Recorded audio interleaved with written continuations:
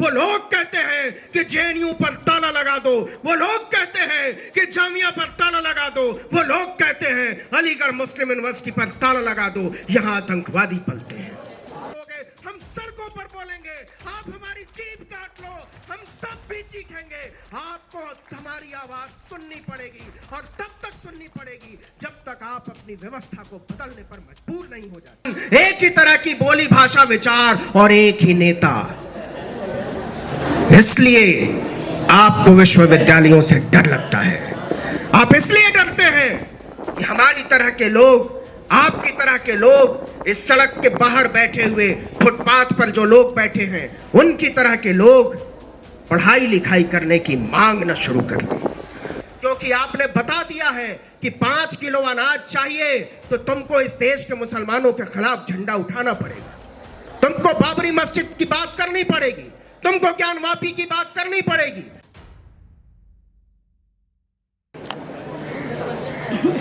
लेकिन गुजरी रात जब मुझे पता चला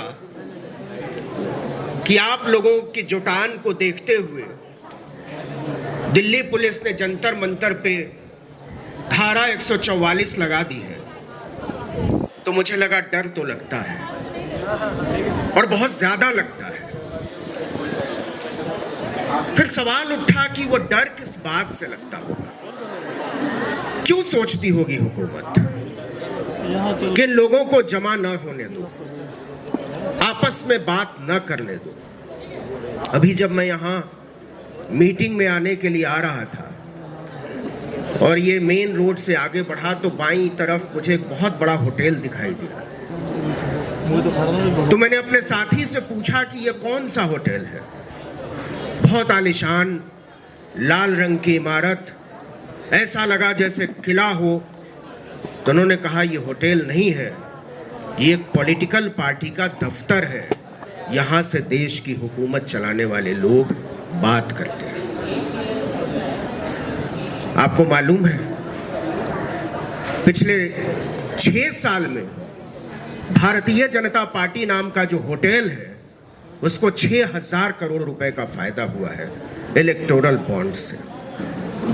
और वो 6,000 करोड़ रुपए इसलिए आता है ताकि वो आप जैसे लोगों की 6,000 रुपए की नौकरी छीन सके, ताकि वो देश के नौजवानों से ये हक छीन सके कि उन्हें सस्ती और अच्छी पढ़ाई मिले। वो ये हक छीन सके कि वो आपस में बैठकर बात कर सके। अभी जेएनयू के साथी कह रहे थे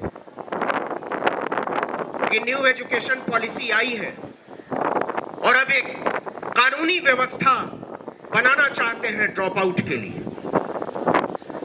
जेएनयू को एक सतत तरीके से बदनाम करने की कोशिश हो रही है और केवल जेएनयू को बदनाम करने की कोशिश नहीं हो रही है, हर उस जगह को बदनाम करने की कोशिश हो रही है जहां सोचने वाले लोग रहते हैं, जहां विचार करने वाले लोग रहते हैं, जहां पढ़ने वाले लोग रहते हैं, जहां लिखने वाले लोग रहते हैं। तो इस देश के विश्वविद्यालयों को, इस देश के कॉलेजों को, इस देश के विचारों के अड्डों को इसलिए बंद करना है और इसलिए बदनाम करना है क्योंकि वहां सोचने, समझने, विचारने वाले लोग रहते हैं। और ये सोचने विचारने वाले लोग कौन हैं, वो किन तबकों से आते हैं, ये भी जरा नजर उठाकर देखने की जरूरत है। कौन पढ़ते हैं जेएनयू में, कौन लोग पढ़ते हैं अलीगढ़ मुस्लिम यूनिवर्सिटी में, कौन लोग पढ़ते हैं बनारस हिंदू यूनिवर्सिटी में, और कौन लोग पढ़ते हैं अशोका यूनिवर्सिटी में, कौन लोग पढ़ते हैं लवली प्रोफेशनल यूनिवर्सिटी में, कौन लोग पढ़ते हैं एमिटी यूनिवर्सिटी में।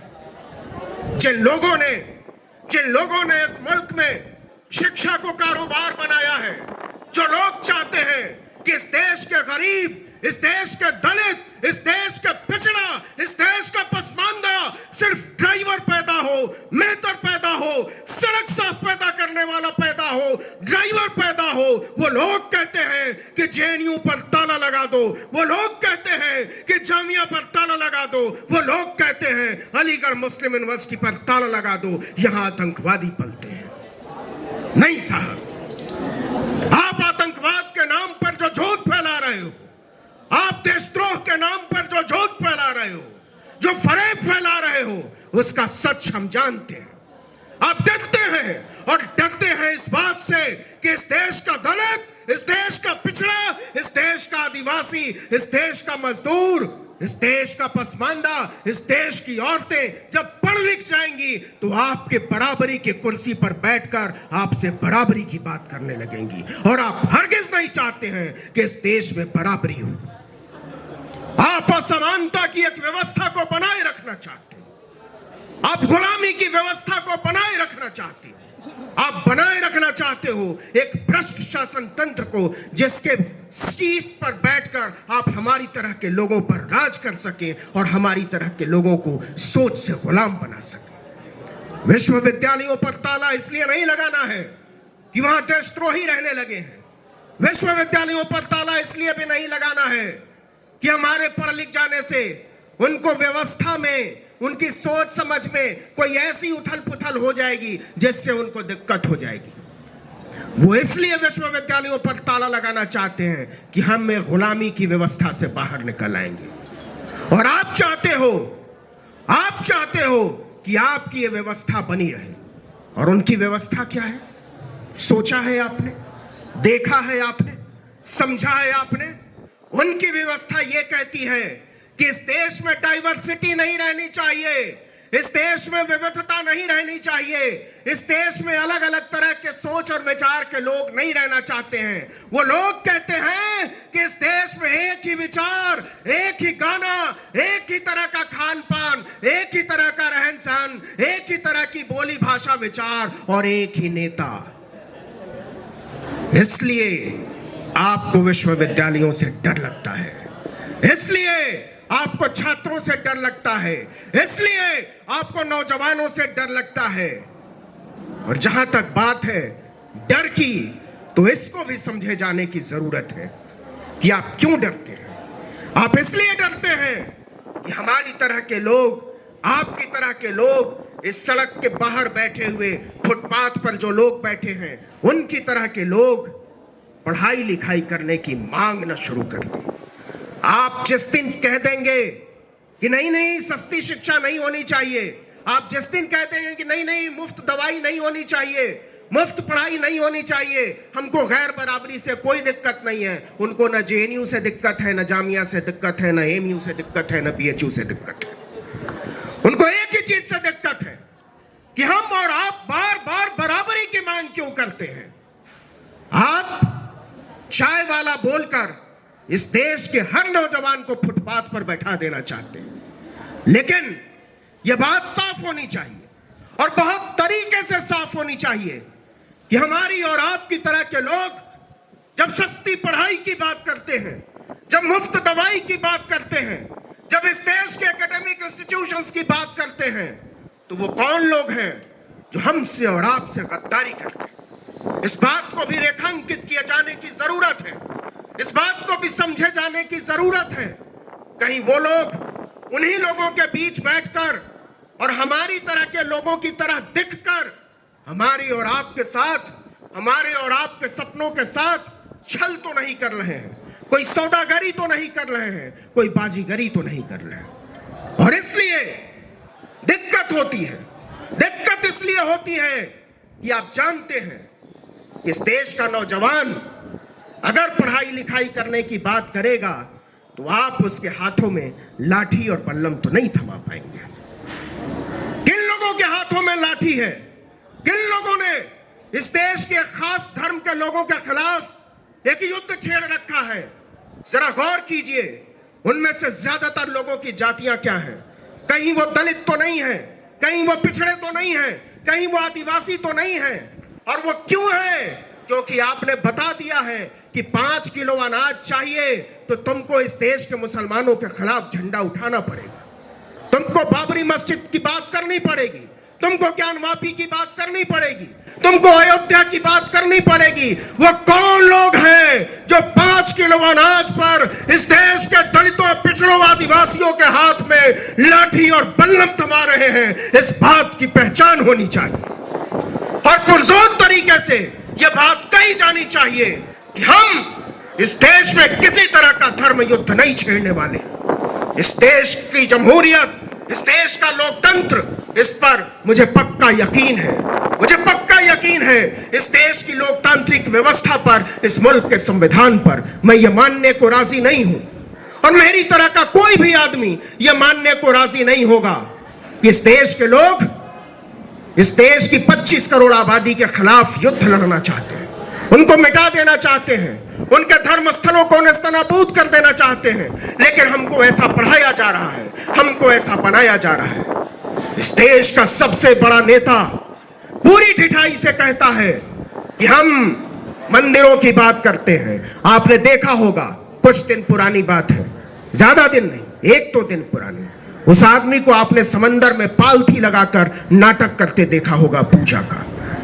कौन लोग हैं जिन्होंने हमारी पूजा को, हमारी प्रार्थना को, हमारी उपासना पद्धतियों को एक मजाक में तब्दील कर दिया, एक ढोंग में तब्दील कर दिया, एक फरेब में तब्दील कर दिया और हमको और आपको सड़क पर लाकर छोड़ दिया ताकि हम पढ़ाई लिखाई, रोटी रोजगार और स्वास्थ्य चिकित्सा की बात न कर सके। हमारे लिए यह बात समझनी बहुत जरूरी है कि हम बार बार क्यों विश्वविद्यालयों को बचाने की बात कर रहे हैं, हम बार बार क्यों प्राइवेट एजुकेशन के खिलाफ बात कर रहे हैं, हम बार बार क्यों प्राइवेट हेल्थ सिस्टम के खिलाफ बात कर रहे हैं। हम ये बात इसलिए कर रहे हैं कि इस देश के ज्यादातर लोग इस देश की अभी की चिकित्सा पद्धति को, एजुकेशन सिस्टम को अफोर्ड नहीं कर सकते। जो लोग पीपीपी नाम का मॉडल चला रहे हैं, उनकी तरफ नजरें उठाकर देखिए। जो सड़कों को बेच रहे हैं टोल टैक्स के नाम पर, जो विश्वविद्यालयों को बेच रहे हैं, आपने देखा होगा दिल्ली यूनिवर्सिटी में एक रिलैक्सो सेंटर है। मैं जब वहां से गुजरा तो मैंने सोचा कि रिलैक्सो तो चप्पल बनाने वाली कंपनी है, दिल्ली यूनिवर्सिटी में रिलैक्सो सेंटर का क्या काम है। वो रिलैक्सो सेंटर इसलिए बताते हैं और बनाते हैं ताकि वो चप्पल पहनकर यूनिवर्सिटी में आने वाले लोगों को नीचा दिखा सके, वो बता सके कि तुम्हारा काम विश्वविद्यालयों में पढ़ना नहीं है। आप देख लीजिएगा आने वाले दिनों में इस देश के अध्यापकों के लिए क्या होने वाला है। आप किस तरीके से इस देश के कॉलेजों को, विश्वविद्यालयों को आरएसएस के एक्सटेंशन काउंटर में तब्दील कर रहे हो, और ये खतरनाक स्थिति है। आपको समझना पड़ेगा। मैं आपसे गुजारिश करना चाहता हूं कि आप अपने शिक्षकों के साथ खड़े होइए, आप अपने अध्यापकों के साथ खड़े होइए उन वकीलों के साथ जो लोग लड़ाई लड़ रहे हैं ईवीएम के खिलाफ। ये सारी लड़ाइयां एक दूसरे से मिली जुली हैं, ये सारी लड़ाइयां एक दूसरे से जुड़ी हुई हैं, और ये सारी लड़ाइयां एक दूसरे से जुड़ी हुई हैं। इसलिए जरूरी है कि हर तबके के लोग एक साथ आए, वकील साथ आए, अध्यापक साथ आए, छात्र साथ आए, मजदूर साथ आए, नौजवान साथ आए, किसान साथ आए, महिलाएं साथ आए, और तब जाकर इस मुल्क में बदलाव की एक मुकम्मल लड़ाई लड़ी जा सकती है। और आखिर में मैं केवल इतना कहना चाहता हूं कि कोई तो सूद चुकाए, कोई तो सूद चुकाए, कोई तो जिम्मा ले उस इनकलाब का जो आज तक उधार सा है। गुजरी हुई रात मैं जिस प्लेटफॉर्म को चलाता हूं, आर्टिकल 19 इंडिया, उसके फेसबुक पेज को बंद कर दिया गया। तो क्या लगता है जो लोग फेसबुक चलाते हैं और जिनके कहने पर हमारी तरह के लोगों को बैन किया जा रहा है, आपके बैन कर देने से हम बोलना बंद कर देंगे, आपके बैन कर देने से हम चीखना बंद कर देंगे, आपके बैन कर देने से हम आवाज उठाना बंद कर देंगे। आप गलत सोचते हैं। अगर आप हमें टीवी पर नहीं बोलने दोगे, हम फेसबुक पर बोलते थे। आप हमें फेसबुक पर नहीं बोलने दोगे, हम यूट्यूब पर बोलेंगे। आप हमें यूट्यूब पर नहीं बोलने दोगे, हम सड़कों पर बोलेंगे। आप हमारी जीभ काट लो, हम तब भी चीखेंगे। आपको हमारी आवाज सुननी पड़ेगी, और तब तक सुननी पड़ेगी जब तक आप अपनी व्यवस्था को बदलने पर मजबूर नहीं हो जाते। इनकलाब जिंदाबाद, लोकतंत्र जिंदाबाद।